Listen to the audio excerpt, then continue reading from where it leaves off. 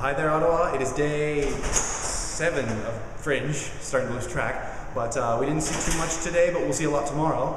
Saw Kuwaiti Moonshine, it was pretty good. Stories from Kuwait, which was interesting. We did talk to a lot of people though, so watch this. My name is Matt Minter. I'm the writer-director of Don't Make Me Zealous, and here's a sentence or two about the show. It's a religious satire that explores the relationship between reason and faith, as well as faith and relationships. But it's funny. Damn funny.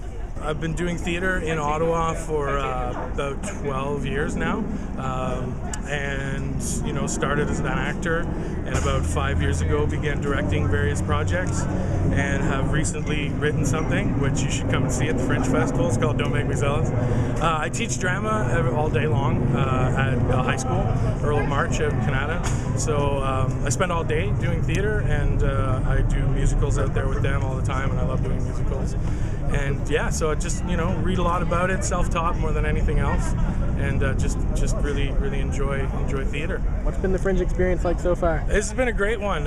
It's been our third, my company Erudite Theater, it's been our third Fringe, and it's the first one where we have an original piece. You should come see it. It's called Don't Make Me. And that's it. Just makes it that much more special. When I was last at the shrine of St. Francis Assisi, I walked around the back of the statue, and I swear I heard it fart. Well, I just saw a little lady, and I really like that, so that's why, because I just saw it, so it's fresh in my head.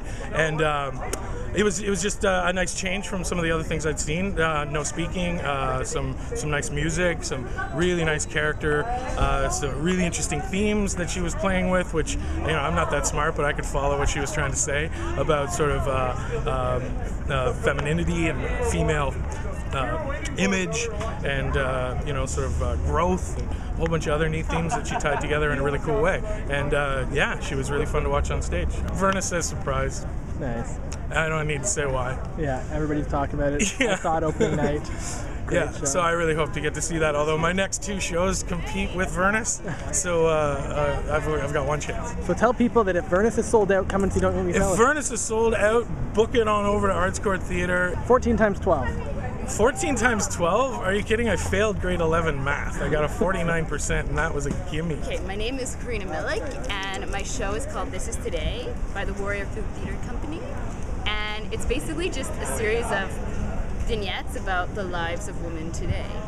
So we have a lot of stuff about body image, a lot of stuff about sexual dysfunction, yoga scenes, a lot of stuff with cell phones and the way girls talk to each other, the way they talk to themselves. We just started improvising stuff that happened to us, and that was where we just scrapped everything. So our promo videos and in the ad book, it says our stuff is about power and status and whatever. It's just not about that. And so our stage manager actually does a speech on stage saying, I don't know what my actors did, but they just changed the show. And even our review, it said the actual show was great, but nothing matched up.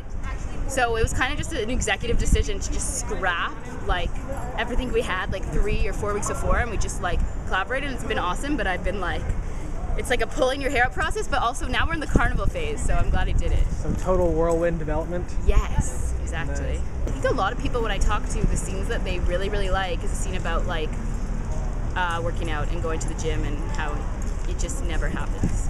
And you always are trying to get there, but it just never happens. So I think that's a scene that's really popping out in people's minds right now. My favorite part of the show, I would say, we start off with this really crazy over-the-top musical, which is a lot of fun.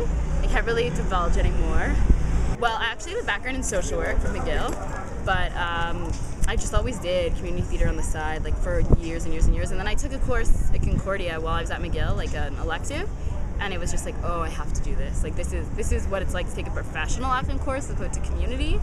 And then I also did the Montreal School of Performing Arts. I did the same time, I took a course at Concordia, I was doing that, and both of those things together was I want to do this professionally, and I want to do this with people that want to do it, as opposed to community theater where you get a mix actually of ages and passions, and yeah. And as soon as I came to theater school, and everyone was around my age and were really passionate about the same things, and it was yeah. My standout role actually that I always remember was in high school. I played Madame Thénardier in Les Mis, and it was just a lot of fun because it's just a character that's so different from me. Sandrine Lafond. My show is Little Lady, It's a 45-minute solo show, physical theater, dance, and clowning. 3 days in the lives of Little Lady. What was the development process of the show? Why did you decide to create this show? Actually, I didn't really decide. I lost my job last year. It was a kind of a kick in the butt. I've never lost a job before, and I've been working all my life. And after 3 months of haze, I asked myself, what do I really want to do? And it was simple, create a character and go on tour. So, well, Little Lady kind of happened to, be born in me. I don't know how to say that. And then I won the CAF lottery. So I took as many cities as I could, and basically it was 10 that I could physically do. And how far along are you on your tour right now? I did New York, Orlando, London. So this is my 4th city, so I have 6 to go. Toronto, Winnipeg, Calgary, Edmonton, Victoria, Vancouver. So I'll be on the road until mid-September. How have your responses been so far? The response has been great. Like, it always surprised me because I don't know what people are going to think about. People like it very much. I've had great reviews, and I'm like, thank you. In New York, I had the favorite show award. In London, I had the most daring show award. So it's good. It's going really well. What is new for me is that dealing with different audiences. So every time I go to a new town, it's like starting from zero again. And seeing, okay, how do they like it and how do they react or not to it. Some audiences are going to be very quiet, and it doesn't mean they're not going to like it, it's just they are drawn into the story. And yesterday there was a little girl in the audience, about 3 or 4. Do you get a lot of kids coming? I did, no, not that many, and it's totally a show for that the kids can totally come, and it's 45 minutes, so it's short enough for them, that they are not to be like, okay, let's go out. And I had 2 little boys in Orlando, and the same, like for 45 minutes, they were totally into it, they loved it. So I love to have kids, because also they ask questions, and it's our future audience. But I have to say you have the most control over your body of anybody I've ever seen. So can you tell me a bit about your background? Well, I dance since I'm 5 years old. I work, as a ballerina, modern dancer, contemporary. Worked a lot in Canada. My last company in Canada was Marie Chouinard, and then after that I moved to Vegas to dance for Celine Dion. And for the last 5 years I've been working with Cirque du Soleil, doing shows, and I do special events with them, doing more dance character work.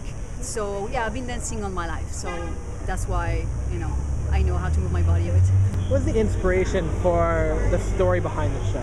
You've sort of got some interesting themes. Why don't you tell me about those? Basically, the inspiration is my 6 years of life in Las Vegas.